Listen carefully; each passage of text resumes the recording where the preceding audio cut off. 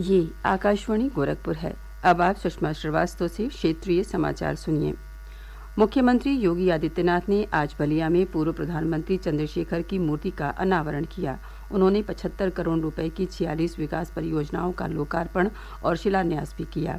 Police line parade ground में जनसभा को संबोधित करते हुए मुख्यमंत्री ने कहा कि पूर्व प्रधानमंत्री चंद्रशेखर ने हमेशा मूल्यों और आदर्शों की राजनीति की। संसदीय लोकतंत्र को मजबूत करने में उनकी भूमिका महत्वपूर्ण थी। श्री योगी ने कहा कि श्री चंद्रशेखर ने बलिया को नई पहचान दी थी।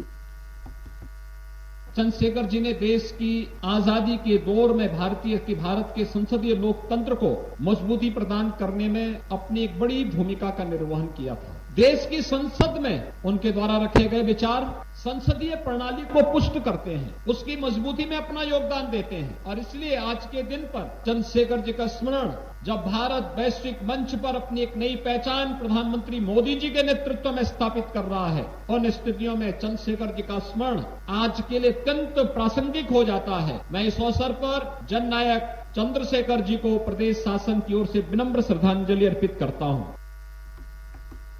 मुख्यमंत्री ने कहा कि बलिया आज अपनी अलग पहचान बना रहा है। उन्होंने कहा कि कृषक उत्पादक संगठनों को मजबूत कर सरकार किसानों की आमदनी बढ़ाने में सहयोग कर रही है। इस अवसर पर श्री योगी ने बलिया के मिर्च लेकर कतर जा रहे एक ट्रक को हरी झंडी दिखाकर रवाना किया। मुख्यमंत्री ने कहा कि बलिया में पर्यटन की अपार संभावनाएं हैं। उन्होंने जिला प्रशासन को भृगु बाबा कॉरिडोर के संबंध में प्रस्ताव बनाकर शासन को भेजने का निर्देश दिया। श्री योगी ने श्री चंद्रशेखर के गांव इब्राहिम पट्टी में अस्पताल के बेहतर ढंग से संचालन का भी निर्देश दिया। उन्होंने विशेष रूप से यहां मेडिकल कॉलेज के लिए जमीन उपलब्ध कराने संबंधी प्रस्ताव भेजने का भी निर्देश दिया। मुख्यमंत्री योगी आदित्यनाथ ने आज चंदौली में 963 करोड़ रुपए से अधिक लागत की विभिन्न विकास परियोजनाओं का लोकार्पण और शिलान्यास किया। इस अवसर पर जनसभा को संबोधित करते हुए उन्होंने कहा कि चंदौली कृषि उत्पादक जनपद है।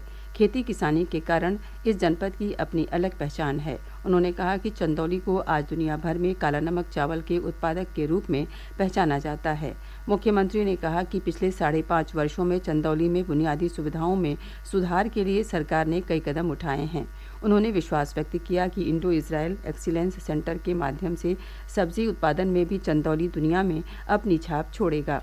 श्री योगी ने कहा कि 62 करोड़ रुपए की लागत से यहाँ मछली बाजार का निर्माण किया जा रहा है। मुख्यमंत्री ने कहा कि चंदौली जनपद विकास के पथ पर आगे बढ़ता हुआ आकांक्षात्मक जनपद से आज सामान्य जनपद की श्रेणी में आ गया है। विगत 5.5 वर्ष के अंदर और प्रधानमंत्री मोदी जी के नेतृत्व में 8.5 वर्षों के अंदर चंदौली ने विकास की नित नई ऊंचाइयां प्राप्त की है।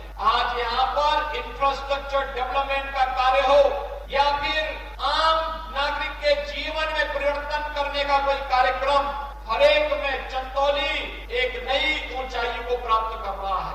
आकांक्षात्मक जनपद को सामान्य विकसित जनपदों की तर्ज पर आगे बढ़ाने के क्रम में भी चंदौली ने सबसे बड़ी भूमिका का निर्वहन किया है और आज आकांक्षात्मक जनपद से एक सामान्य जनपद के रूप में चंदौली की इस पहचान ने भारत सरकार के नीति आयोग से कई पुरस्कार प्राप्त किए हैं। इस अवसर पर केंद्रीय भारी उद्योग मंत्री व स्थानीय सांसद डॉक्टर महेंद्र नाथ पांडेय ने भी सरकार की उपलब्धियों को लोगों के समक्ष रखा। भारतीय जनता पार्टी ने लखीमपुर खीरी जिले की गोला गोकर्णनाथ विधानसभा सीट जीत ली है। यहां से भाजपा उम्मीदवार अमन गिरी ने समाजवादी पार्टी के प्रत्याशी विनय तिवारी को 34,000 से अधिक मतों के अंतर से हरा दिया है। निर्वाचन आयोग ने कड़ी सुरक्षा व्यवस्था के बीच 34 राउंड की मतगणना के बाद चुनाव परिणाम घोषित किया। इस सीट पर भाजपा विधायक अरविंद गिरी के निधन के बाद उपचुनाव कराया गया था। वाराणसी में कल देव दीपावली के आयोजन की तैयारियां अंतिम चरण में हैं। इस अवसर पर काशी के गंगा घाट 10 लाख दीपों से जगमग होंगे। इस वर्ष देव दीपावली पर पहली बार काशी के ऐतिहासिक चेत सिंह घाट की दीवार पर 3D प्रोजेक्शन मैपिंग के माध्यम से मां गंगा के पृथ्वी पर अवतरण और देव दीपावली की कथा का व्याख्यान होगा। इस अवसर पर भव्य लेजर और लाइट मल्टीमीडिया शो भी होगा। इसके साथ ही क्षेत्रीय समाचारों का ये बुलेटिन समाप्त हुआ। नमस्कार।